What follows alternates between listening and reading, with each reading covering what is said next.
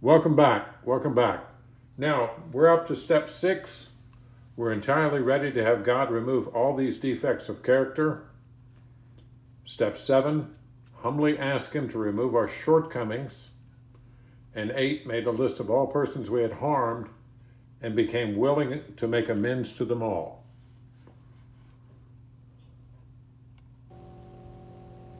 Can somebody pick up the reading with, if we can answer to our satisfaction?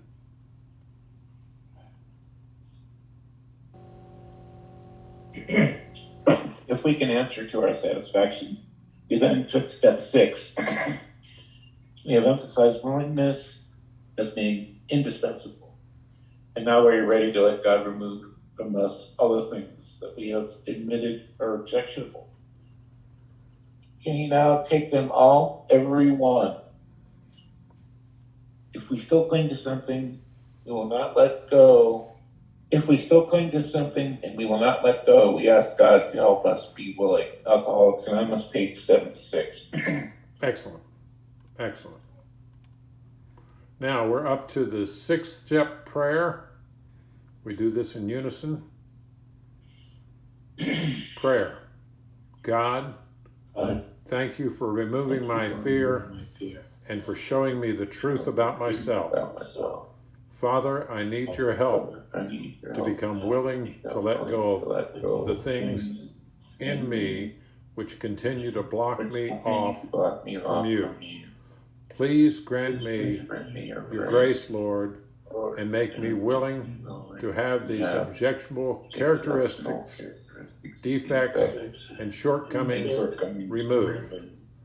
And again, step 6, we're entirely ready to have God remove all these defects of character. Now we have another 6-step prayer in unison. Dear God, I am ready for your help in removing from me the defects of character, which I now realize are an obstacle to my recovery. Help me to continue being honest with myself and guide me towards spiritual and mental health. We've now done step 6. Let's give ourselves a hand. Good job. Good job. Now, step 7, humbly ask Him to remove our shortcomings. And we're up to the 7th step, prayer. Prayer. My Creator, I am now willing that you should have all of me, good and bad. I pray that you now remove from me every single defect of character which stands in the way of my usefulness to you and my fellows. Grant me strength as I go out from here to do your bidding. Amen. Well, we've done step 7. Let's give ourselves a hand. This is great. This is great. And it's funny that step 6 and 7, there's 2 little paragraphs, and that's all it is. But Joe and Charlie talk about in their big book study that you work on steps 6 and 7 for the rest of your lives. And you know, we work towards taking care of these things, but it's not like you just pray and you're done. It's things you have to work at. Any comments on step 6 or 7?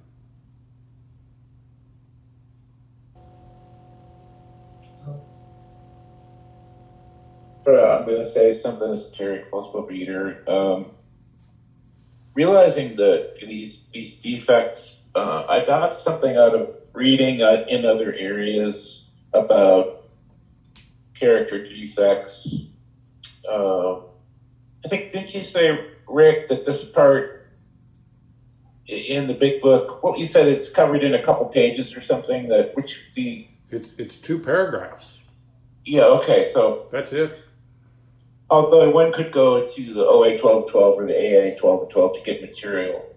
And so that's what I'm talking about, that there's other places if you need more information. I know I do, and it helped me to read about defects of character from different perspectives, especially, well, I'll just stop at that. Thank you. Thanks, Terry. Thanks. Anybody else?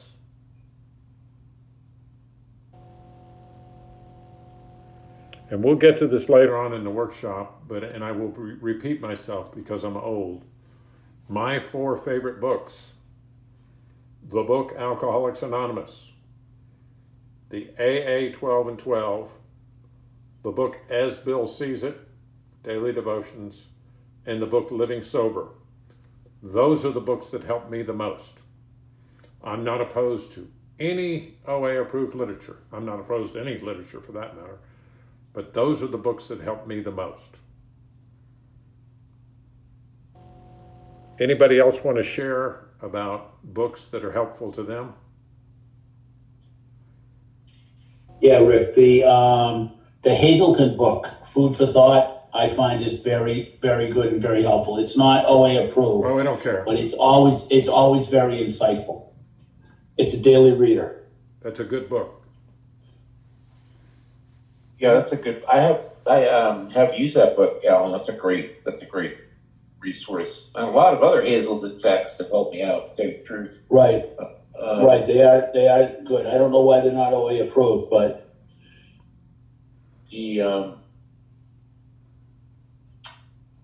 I'll pass. Thank you.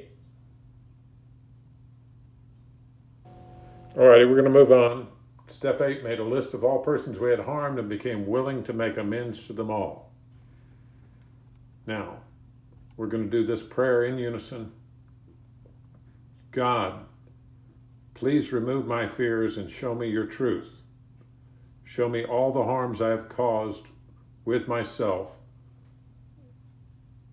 so we can answer to our satisfaction. When we took step 6, we have emphasized willingness as being indispensable. Are we now ready to let God remove from us all the things which we have admitted were objectionable? Can he now take them all, every one? If we still cling to something we will not let go, we ask God to help us to be willing. We're really done with step 8. It's tremendous. Tremendous.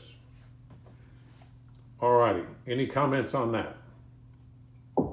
I just remembered the other thing that I think is really good is the 4-step questions in the OA 12, simply because it shows another approach that, I don't handle spreadsheets very well. I don't know if it's because I've had to work with them a lot.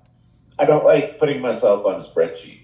And so for different types of people, maybe a list of questions is good, although I had never seen one as thorough, covering a lot of areas. It even says, did you ever kill somebody in there? Which I was very happy I haven't done that, And some people have that I've met in various 12 and 12 programs and have been honest about it. But that list of questions, to me, when I encountered it, was like, oh, so this is what a thorough 4-step set of questions is thought to look like. Because it's pretty private.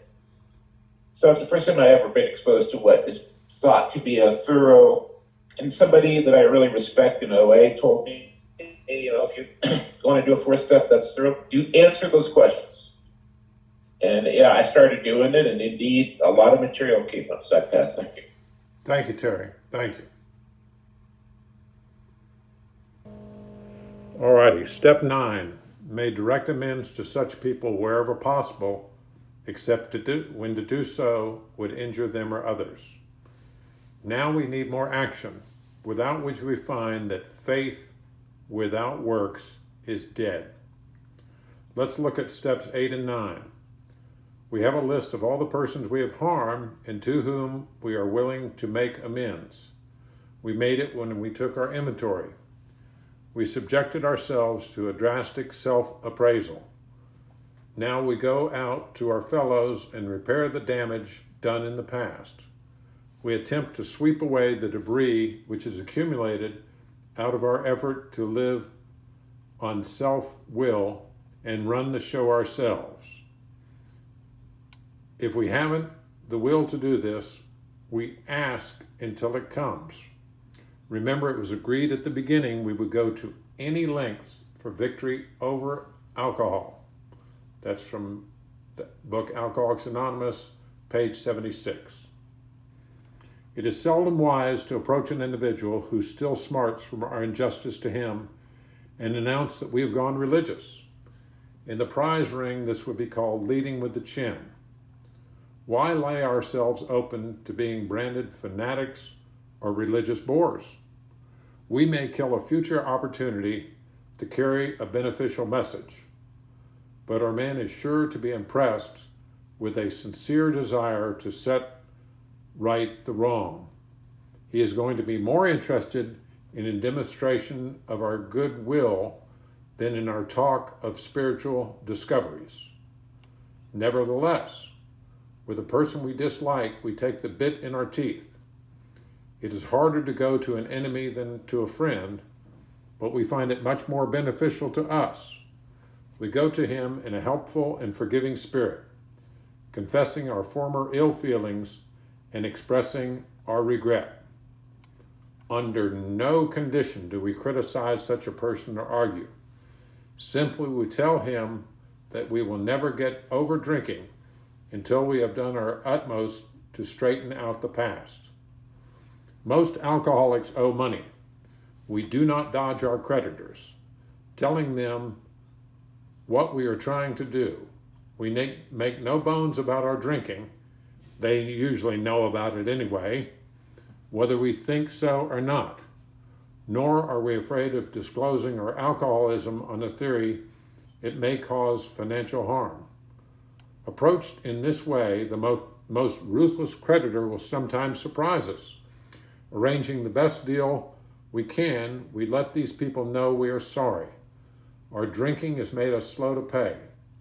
We lose our fear of creditors, no matter how far we have to go, for we are liable to drink if we are afraid to face them.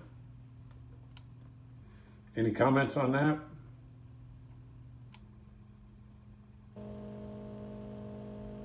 Does somebody want to pick up with the reading before taking drastic action?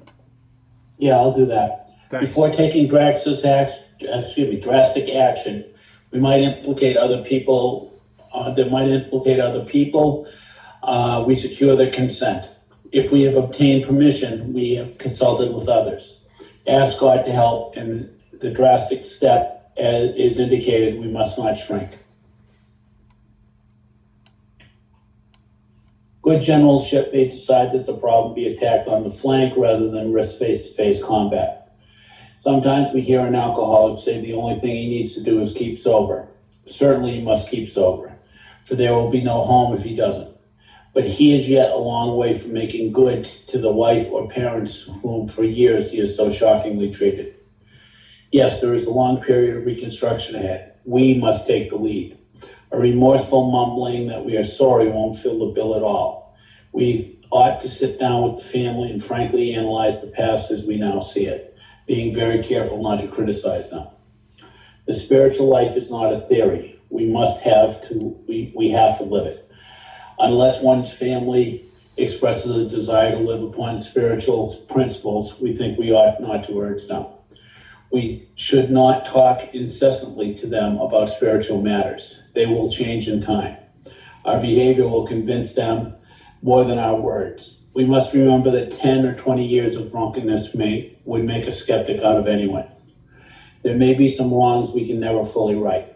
We don't worry about them if we can honestly say to ourselves that we would right them if we could. Some people cannot be seen. We would send them an honest letter, and there may be a valid reason for postponement in some cases, but we don't delay it if it can be avoided. We should be sensible, tactful, considerate, and humble without being servile or scraping. As God's people, we stand on our feet. We don't crawl before anyone. Thanks, Ellen. Thanks. Any comments on that?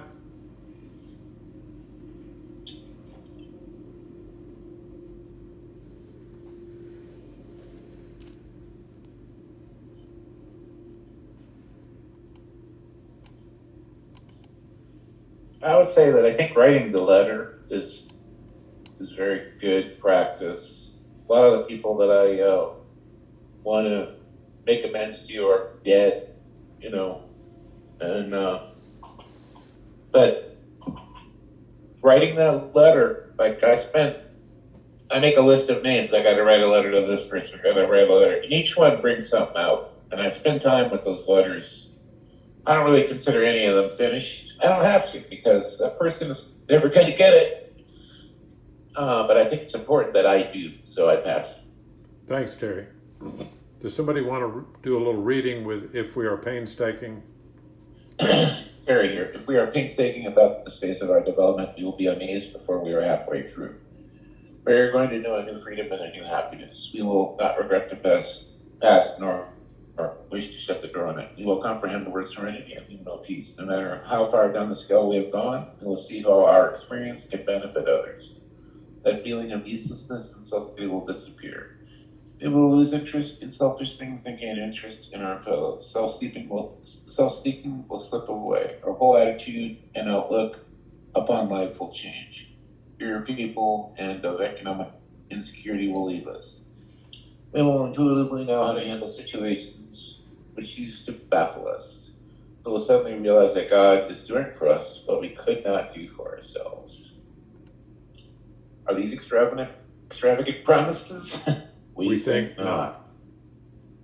They are being fulfilled among us, sometimes quickly, sometimes slowly. They will always materialize if we work for them. That's Alcoholics Anonymous, Into Action, pages 83 to 84. Any comments on that?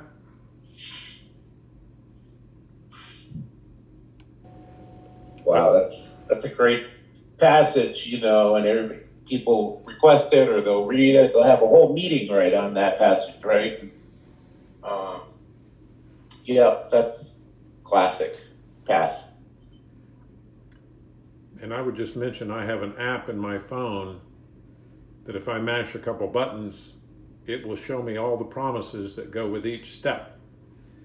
And if you wonder, hey, did I do a good job on that step? You can look right there and see if the promises have come true for you. All that stuff is right there in the big book. I'll do a little reading. One morning he took the bull by the horns and set out to tell those he feared what his trouble had been.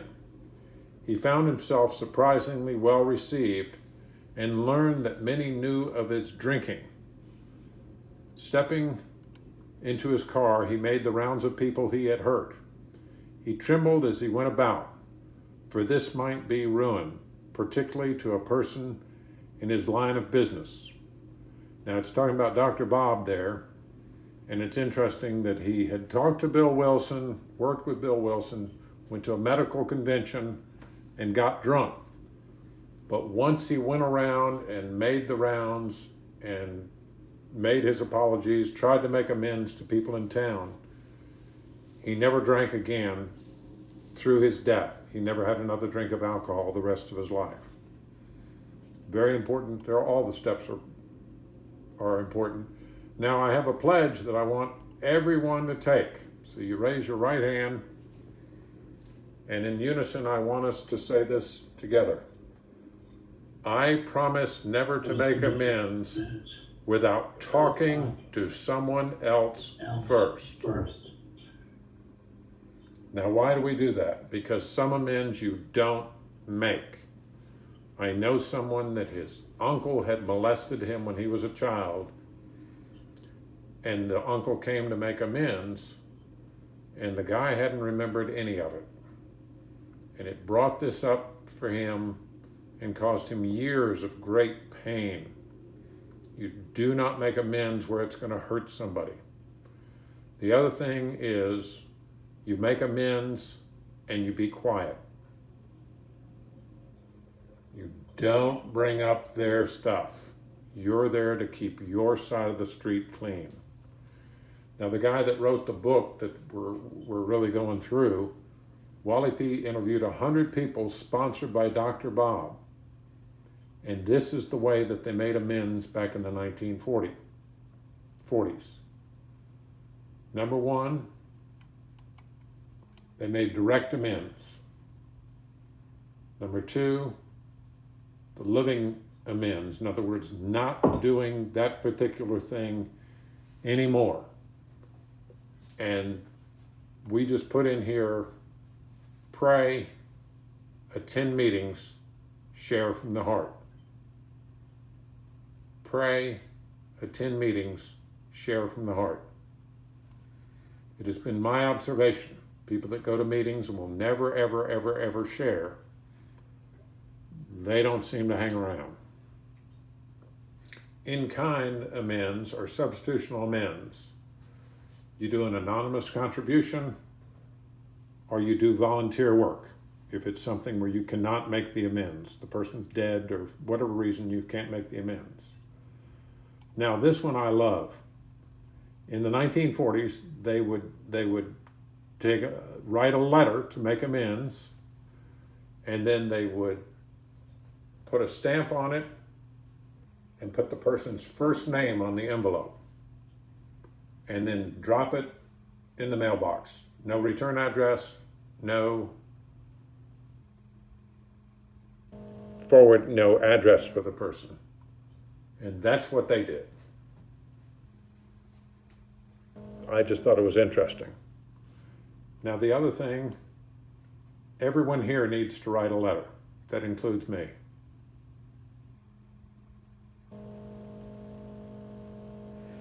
Any comments on that?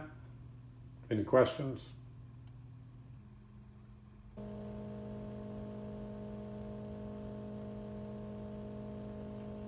Yeah, Rick, I have one. One of my heroes is Harry Truman, and he used to write letters all the time, and he would not stamp them. He would just keep them in his top drawer in his desk. And actually, after he died, a number of the letters had been collected by an author and published, and it's a fascinating read. I'm not sure what the name of it is. I'm sure if you Google it, it would come up.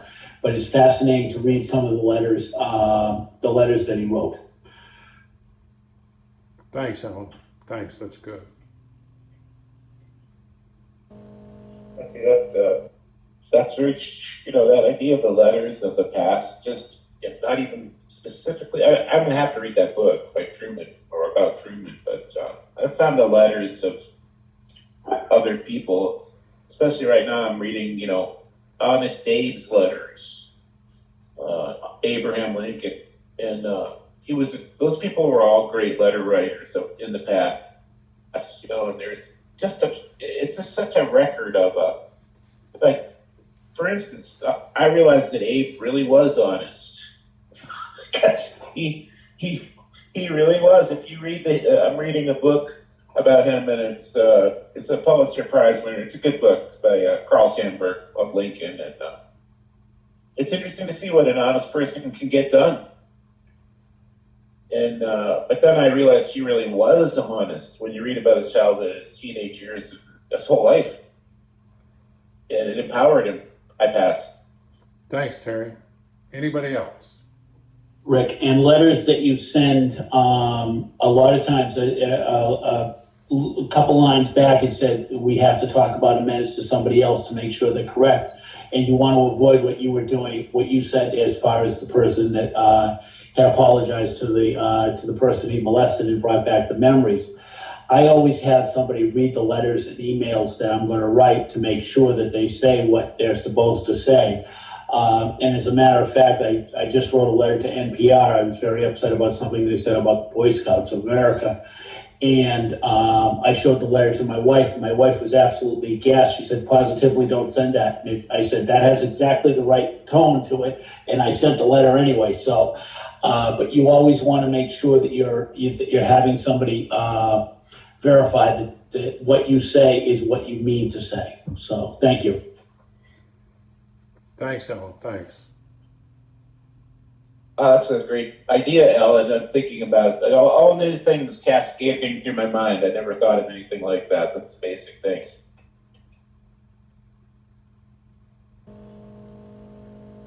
It says in the big book, did we keep something to ourselves which should have been shared with another person at once? You're not supposed to do that. That idea is because I've been going through a thing where I feel a lot of resentment and fear about political events. And I had a realization last night that it's totally warranted. It's not like I'm imagining it. And but that idea of writing that letter to NPR. Like, for instance, I felt a lot of resentment towards NPR in my life, and not just, but I also understand the Boy Scouts issue, but also just NPR. Whenever I hear it, I have to turn it off, and bothers me. But I think I'm going to work on a letter to them. What it could really be would be amazing. That radio station, my past. Thanks, Terry. Okay, we're up to our 9th step prayer. We do this in unison. Prayer. God, with regards to this amend, give me the strength, courage, and direction to do the right thing, no matter what the personal consequences may be. Help me not to shrink from anything. Help me not to delay if it can be avoided.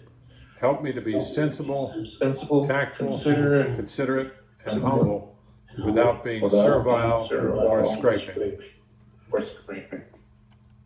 That's an excellent prayer. We have more 9th step prayers.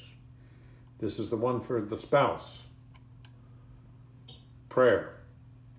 God, please show me how to make amends to my spouse.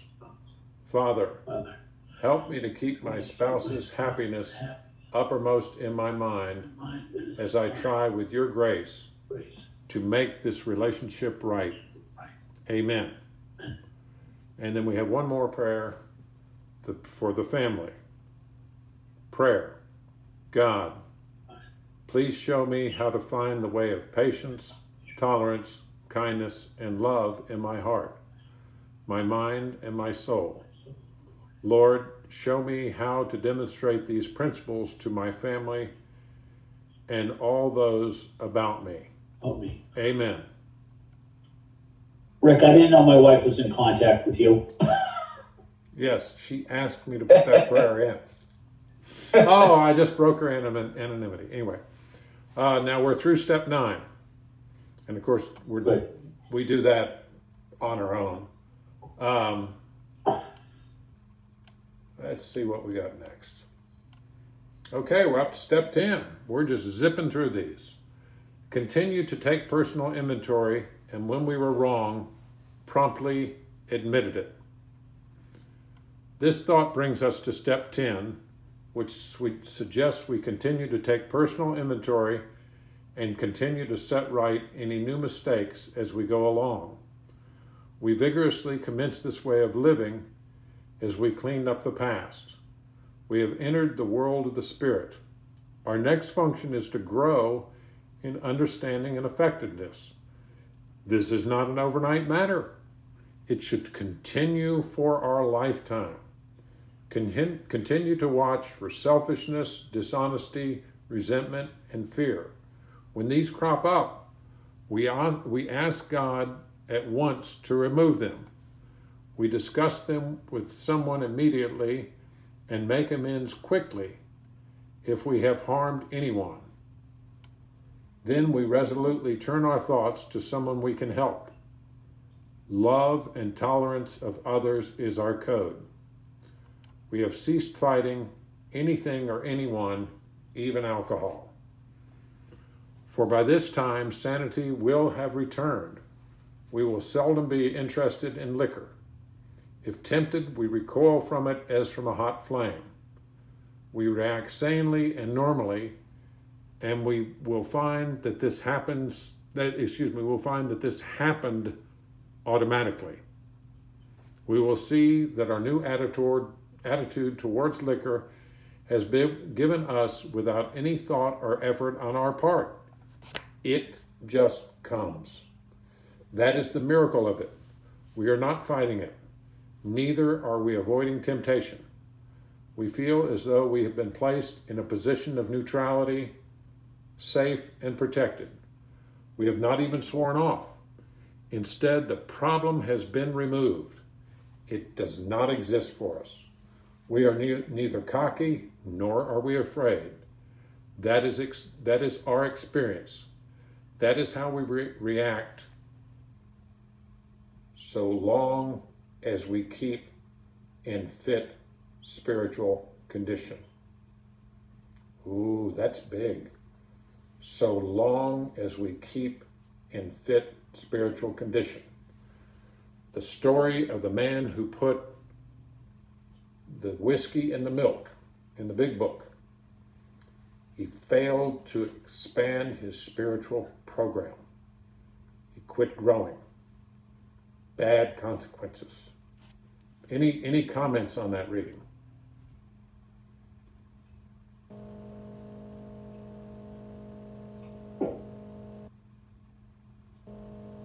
I like the way that sometimes people say, I have left the debating society, which is to say, paraphrasing this a little bit. That's okay.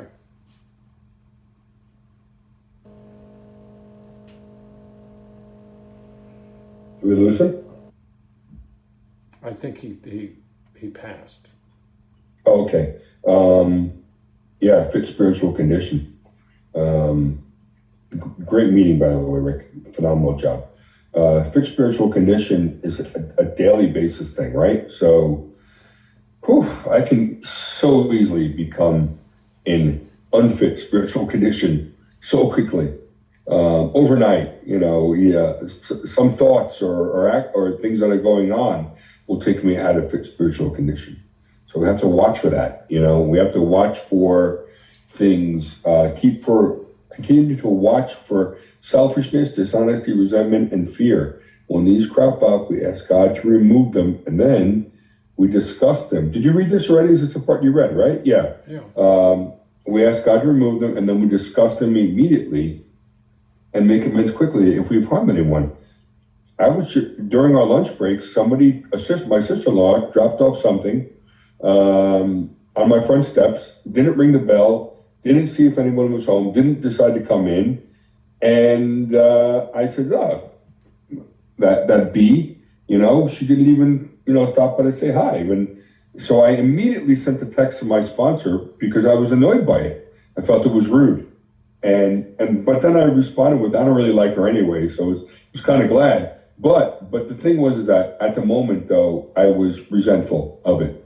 I was resentful of the fact that my daughter puts the silverware away wrong. She half-asses her chores, and things are in the wrong place, and I can't find the things where they should be. So I sent that off in a text, and I asked God to remove these feelings, and I immediately sought someone to tell them about it so that I could remain in fit spiritual condition and eat my lunch and not look for extra food or anything like that. So just a quick little text off to someone.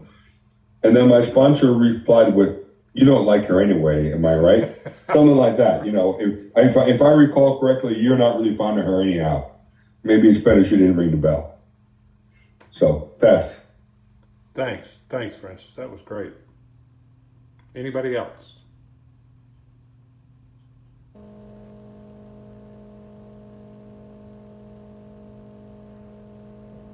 I wanted to tell a story which I'm a huge fan of the Alcoholics Anonymous speaker, Sandy Beach. He's an incredible man. I think he died in 2012, 2013. He got sober in 1964 on December the 7th. But he was truly an outstanding individual. And he had several daughters, or he had several children. And one of his daughters, a man followed her home from work and went in to rob her and killed his daughter. And Sandy Beach forgave that man that day. That day, he forgave him. What an incredible example of someone who knew the right approach to take. Instead of carrying around the resentment from that man for some time, he forgave the man that very day. That's, in my mind, incredible. Anybody else want to share on this?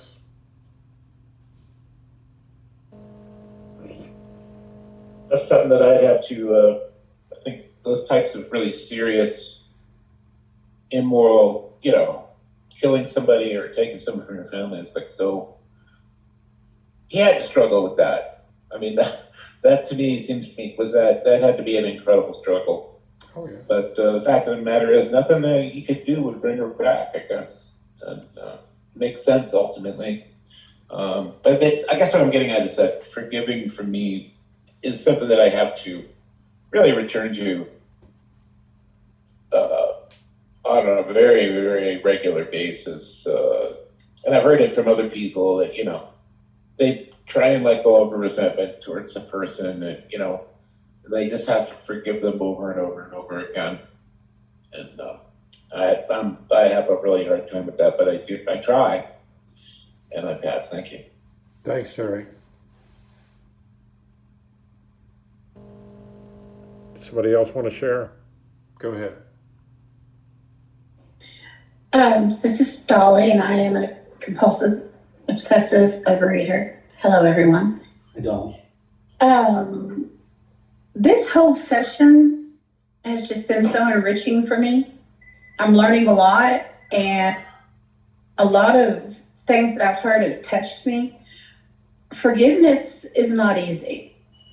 It's not easy at all. And quite honestly, it took me about 26 years to forgive somebody of something that they had done to me. But with the program here, it's a whole lot easier. And for one that eats her emotions, the more I can forgive and let go of the hurt, the pain, the resentment, the anger, the less I'm inclined to overeat, to be so compulsive about it, if that makes sense. Again, I have to express my gratefulness for everybody sharing, and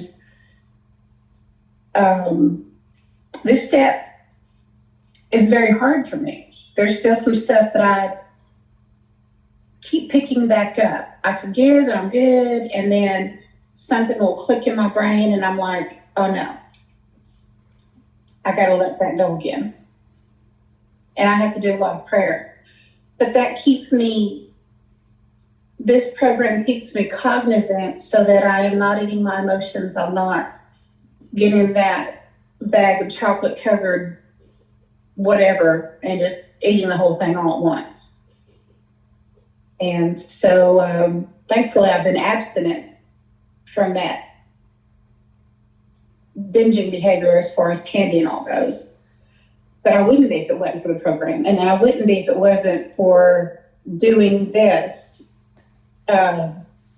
today, doing this program, this steps in one day. It makes a big difference for me. So I'm sorry, I blabber, but thank you. I really appreciate it.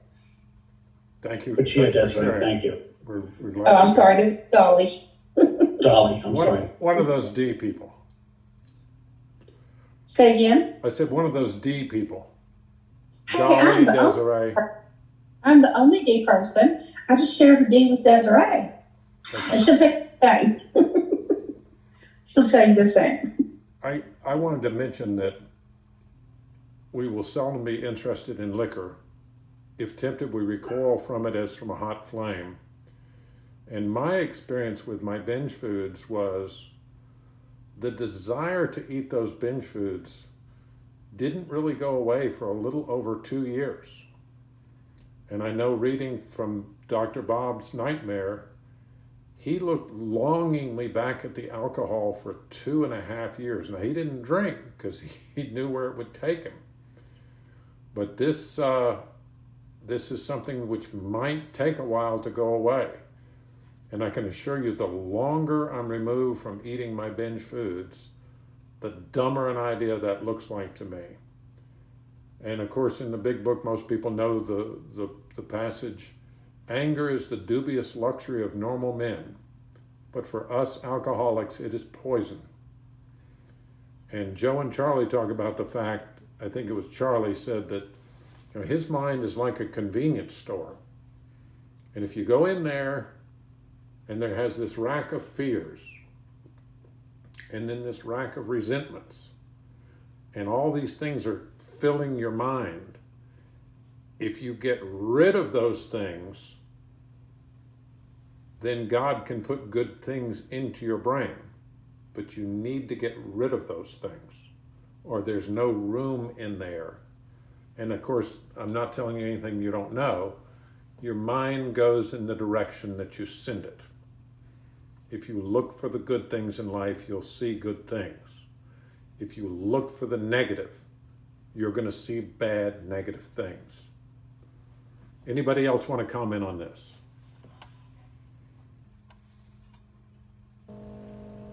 Oh, and on the fly, I have thought of a discussion question for us. What are ways that you have either lost your abstinence or heard of people losing their abstinence?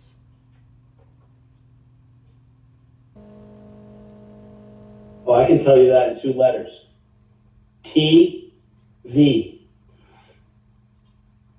Sitting down in front of the TV is deadly to me. Absolutely deadly. Thank you. Thank you. Anybody else?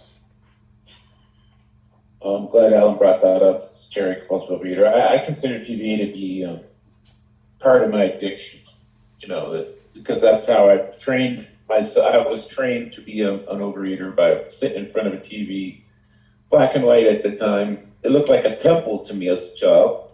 It had a nice wooden case with, beautiful looking TV. And I would overeat in front of that TV, and that was my first friend, that weird mix, I pass. Thank you. Terry, Rick said we could crosstalk, but you'll understand this. Natasha, we must get moose and squirrel. I have to eat when I hear that. You mean Rocky and Bullwinkle? Bullwinkle, yes. Yeah, oh yeah, totally get that. I didn't eat in the morning. I would wait till later at night and eat while watching The Outer Limits or The Addams Family or Star Trek, whatever. And then whatever came after that he wasn't eating very good. But I get it. Thanks a lot, Alan. Pass. Yeah. Rick, may I just share on one thing that you had said? Go ahead. As far as it taking 2 years to get rid of the impulse to eat your binge foods, recoiling from a hot flame is a reflex act. And that we're born with. It's a survival mechanism. But in order to recoil from food as from a hot flame, we have to train ourselves to do it. And that's why you were saying that it takes a couple years in order to do that. So when I said it took me that long, other people could be different. Right. Thank you. Yeah, I mean, I'm not passing a sentence on anybody. Right.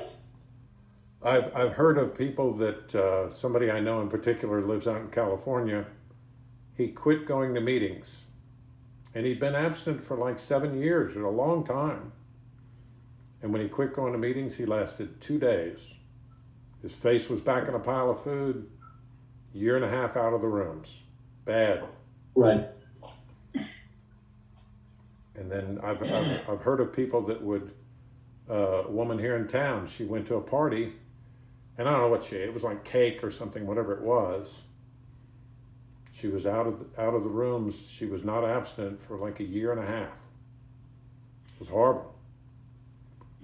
And I've also heard of people that would. A guy I knew down in Florida. His boss bought him some cupcakes. She said, "Well, I went out in the rain to get these for you. You have to eat them." And he ate them. But in his case, it was a couple months. But his face was back in a pile of food. And he really regrets that. So it's not always right away. The reaction could be a little delayed. Right. You had mentioned, Rick, whiskey and milk, and I have that on the back of my phone. It's the top one, and then I have another one, fire truck and jaywalker. And that's eventually going to happen to me, and I'm trying to avoid that jaywalking because I know that fire truck has my name on it, and that is that comes in a bag of chips like a prize in a Cracker Jack box, and I've got to avoid that. Thank you. I know. Terry can both over here. I'm sorry, go ahead, Rick. No, Terry, you got it. I'll remember mine. Well, I thought of a couple of other things. Parties, holidays, the obvious ones. If I go to a party, which isn't very often, I observe something called the 2-hour rule, which somebody told me, like, don't stay longer than 2 hours. Because all of it. This is the thing about the willpower I read recently, that start up in the morning with a lot of willpower, and you end up, it runs out by the end of the day. That's why so many people are nighttime eaters. But I've been going to meetings and other programs, partly because I have other problems, but also partly to see what they do in other programs. And they all use different sets of tools, but I think they apply to OA. Like for instance, in Clutters Anonymous, they have official affirmations of their program. There's 20 of them, and they have a pamphlet on their affirmations, and they have meetings on a single affirmation. So I think OA could have affirmations. But I also like in NA. In NA, they talk about being clean.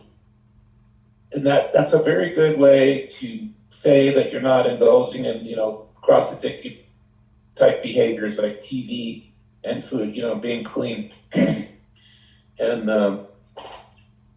and the last thing is that what Alan said about the reflex action made me think of was looking at some self-help books, and I heard that the best-selling one, or considered the best ever, is Awaken the Giant Within, which is Anthony Robbins' book.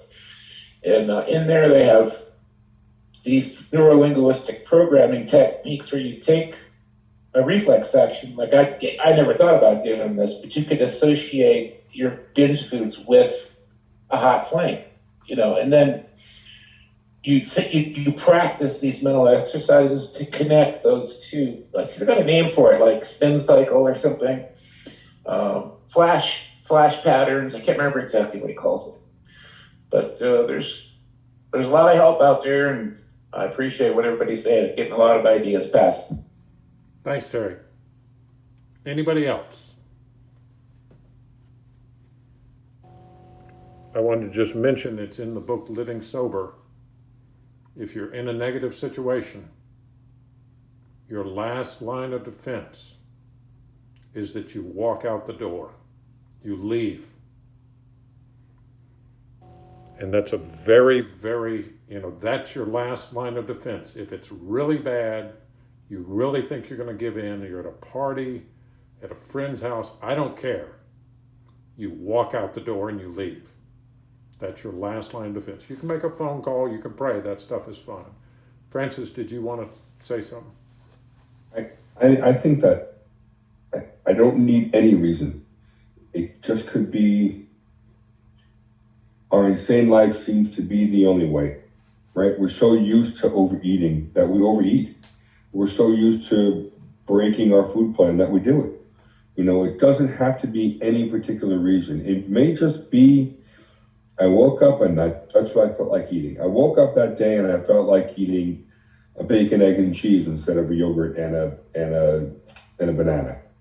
And it doesn't, I think when you're in the disease, it's so easy just at the snap of fingers, do whatever your brain is telling you.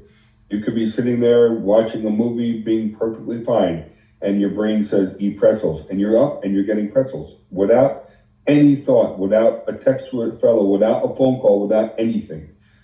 So a lot of it becomes habit that we've had the habit of doing it so often that we just keep on doing it. And we have to break that habit and put something else in place of a quick prayer to God, a text to a fellow, a phone call. But you have to make an effort. And you have to make an effort. Otherwise, the brain will win every single time. Maybe not today, but the brain will always win. The brain will always win, no matter what. It will. The disease will always win, no matter what. There's no way that you will outwit the brain and the disease together. It will always win. So you have to maintain that spiritual condition, or you're doomed otherwise. Or as they say, we're fucked. I'll pass. Thanks, Francis. Anybody else? Go Rick, ahead. I don't mean to be dominating. Go. One of the best ideas I ever heard, and I'll ask Francis to share it because I got it from Francis, is the idea of bookends. And that's one of the best ideas I ever heard, Francis. Yeah, I do it sometimes if I'm feeling weak, but I'll bookend an event. I'm going to go into this party today and I'm going to eat this, only this. And when I'm done with the party, I'm going to text you on the way out and say that's what I did. And just to know that, I'm letting Alan know that I'm going into Trader Joe's. I am buying salad and crap for the wife and kids, and I'm going to buy my chicken sausage, and this is what I'm going to buy. I'm not going to buy anything else, other than what I plan to buy. And when I come out, I let somebody else know that I completed that task, and somebody is waiting for me on the other end of me to text them back and say, yeah, I did that. So it really works. That's what I do. Thanks, Al. Excellent. Anybody else? Because when I first heard the term bookending, it was at a Clutterers Anonymous meeting. It's an official tool of their program. And it's defined as you call someone before you start a project or you're going to do something difficult and agree that you'll call back after. Pass. Thanks, Terry.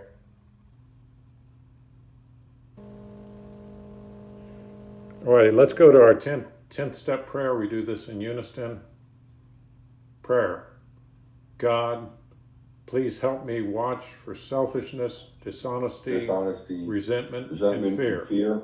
When these crop up in me, help me to immediately ask you to remove them from me and help me discuss these feelings with someone. Father, help me to quickly make amends if I have harmed anyone, and help me to resolutely turn my thoughts to someone I can help. Help me be loving and tolerant of everyone today. Amen. Amen. Now, we have Another one. Another 10. Look at this. 2 for 1. In unison. Prayer. My higher power. My daily prayer is to best serve you. I pray I might continue to grow in understanding and effectiveness. Help me to watch for selfishness, dishonesty, resentment, and fear. Help me to be willing to have you remove them at once. I must be willing to discuss them with someone immediately. I will make amends quickly if I have harmed anyone, and then I will turn my thoughts towards helping someone else. Please help me to remember to practice love and tolerance of others. I wonder if there's another prayer down here. Maybe not. Oh, now this is something which I actually heard at the workshop I was at down in southern Mississippi. I was virtual, I wasn't there. Never assume that people who come to a 12-step meeting can read. And I heard some women during the lunch break sharing. One woman said, at our meeting, it was an AA workshop, that the people, they don't want to do any reading out of the big book, they just want to share. And another woman said, those are people who can't read. And we never want to make anyone feel uncomfortable or anything but welcome at our meetings.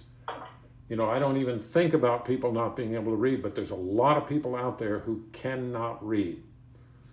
We're going to go one at a time, and we're going to affirm. My name is Rick. I will regularly perform step 10. My name is Derek, Gospel Reader. I will regularly perform step 10. I'm Francis, and I will regularly perform step 10. My name is Dolly, and I will regularly perform step. My name is Dolly, and I will regularly perform step 10. I'm Alan. I will regularly and do regularly perform step 10. We're done with step 10. Let's give ourselves a hand. This is great. This is tremendous. Alrighty, we're up to step 11. Sought through prayer and meditation to improve our conscious contact with God as we understood Him, praying only for knowledge of His will for us and the power to carry that out. Step 11 suggests prayer and meditation. We shouldn't be shy on this matter of prayer. Better men than we are using it constantly. It works if we have the proper attitude and work at it. It would be easy to be vague about this matter, yet we believe we can make some definite and valuable suggestions. When we retire at night, we constructively review our day. Were we resentful, selfish, dishonest, or afraid? Do we owe an apology? Have we kept something to ourselves which should be discussed with another person at once? Were we kind and loving toward all? What could we have done better? Were we thinking of ourselves most of the time?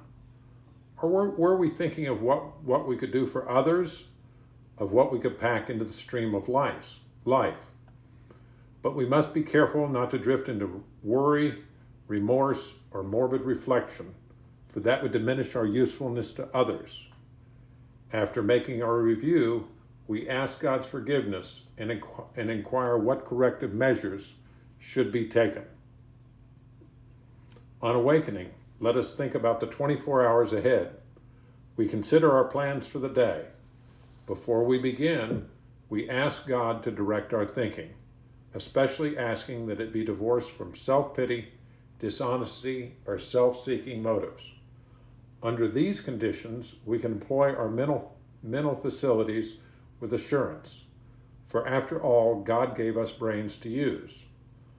Our thought life will be placed on a much higher plane when our thinking is cleared of wrong motives. That's obviously out of the big book.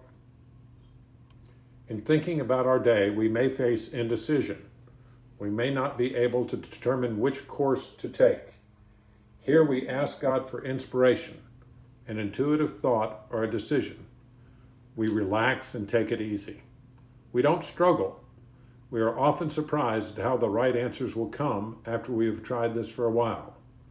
What used to be the hunch or the occasional inspiration gradually becomes a working part of the mind. Being still inexperienced and having just made conscious contact with God, it is not probable that we are going to be inspired at all times. We might pay for this presumption in all sorts of absurd actions and ideas. Nevertheless, we find that our thinking will, as time passes, be more and more on the plane of inspiration. We come to rely upon it. We usually conclude the period of meditation with a prayer that we be shown all through the day what our next step is to be, that we be given whatever we need to take care of such problems. We ask especially for freedom from self-will and are careful to make no requests for ourselves only. We may ask for ourselves, however, if others will be helped. We are careful never to pray for our own selfish ends. Many of us have wasted a lot of time doing that, and it doesn't work. You can easily see why. If circumstances warrant, we ask our wives or friends to join us in morning meditation. If we belong to a religious denomination which requires a definite morning devotion, we attend to that also. If not members of religious bodies, we sometimes select and memorize a few set prayers which emphasize the principles we have been discussing. There are many helpful books also. Suggestions about these may be obtained from one's priest, minister, or rabbi. Be quick to see where the religious people are right. Make use of what they offer. Now I'm going to stop there. Anybody want to comment on that reading? I would like to comment on that reading. I know I am Douglas, compulsive overeater, developed from bulimia. We are careful never to pray for our own selfish ends.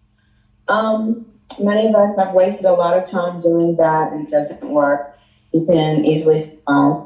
I know a lot of people, and I've discussed this with a lot of OAers, and I guess I've just thought just now for myself, actually, that the key word is selfish, so I just wanted to reflect on that so it's okay to pray for yourself as long as it's not for selfish. Like, I used to eat a